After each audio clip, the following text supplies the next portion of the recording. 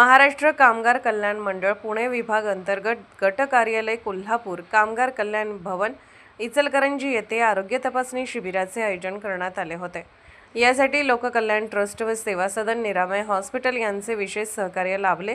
सुरुवातीला रोपट्यास पाणी घालून मान्यवरांच्या हस्ते शिबिराचे उद्घाटन करण्यात आले। यावेळी कार्यक्रमाचे अध्यक्ष सुरेश केसरकर, अध्यक्ष राज्य गुणवंत कामगार असोसिएशन यांनी मंडळाच्या वतीने कामगारांचा सर्वांगीण विकास व उन्नती होत असून सातत्याने नवनवीन योजना व उपक्रमाच्या माध्यमातून मंडळाने नावलौकिक मिळवला आहे।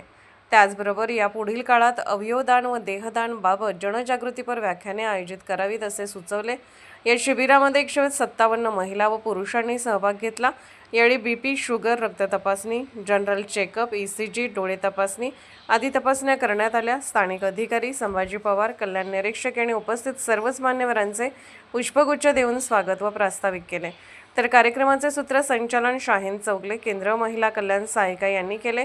यावेळी सर्जेराव हळदकर, अनिता काळे, संभाजी थोरात, संजय सासने, रघुनाथ मुधाळे, भगवान माने यांची प्रमुख उपस्थिती लाभली। यावेळी विविध क्षेत्रातील मान्यवर तसेच कामगार वर्ग, त्याचबरोबर कल्याण भवनचे सर्व कर्मचारी, सुरक्षा रक्षक, भागातील नागरिक मोठ्या संख्येने उपस्थित होते।